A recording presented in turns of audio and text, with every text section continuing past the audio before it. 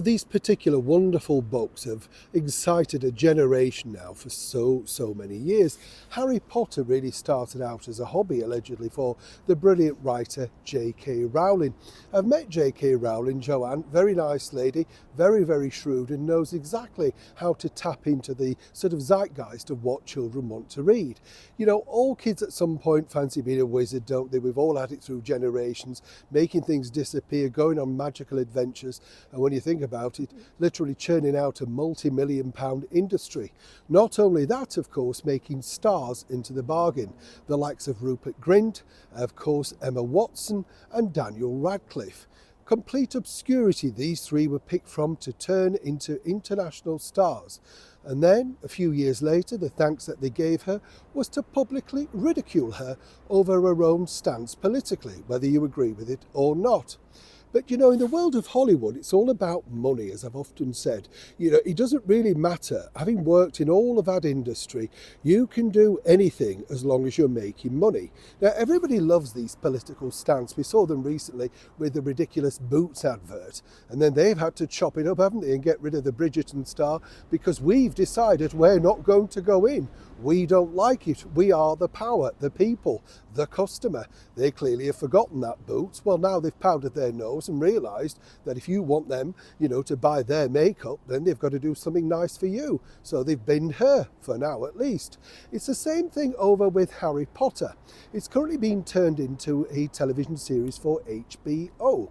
And as I've said, the aforementioned three stars have not been pleasantly kind. This is simply because J.K. Rowling would be involved in that particular production.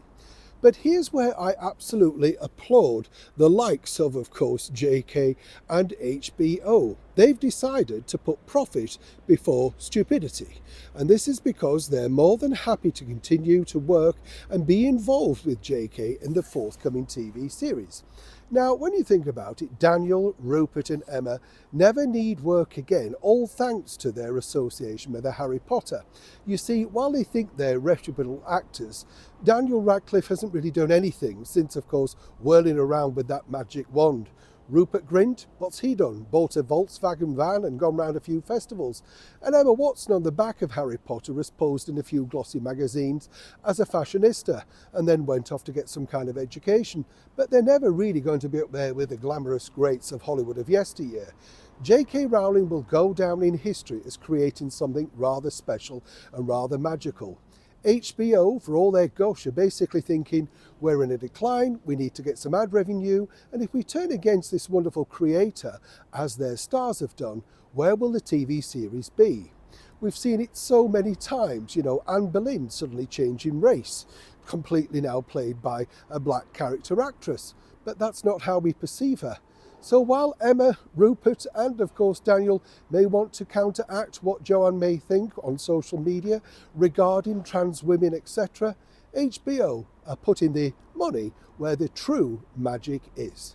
And they're sticking with her, whether that trio of individuals like it or not. Many people, of course, hope that they may just magically disappear forever. Here's hoping. Neil Sean in the very heart of Yorkshire.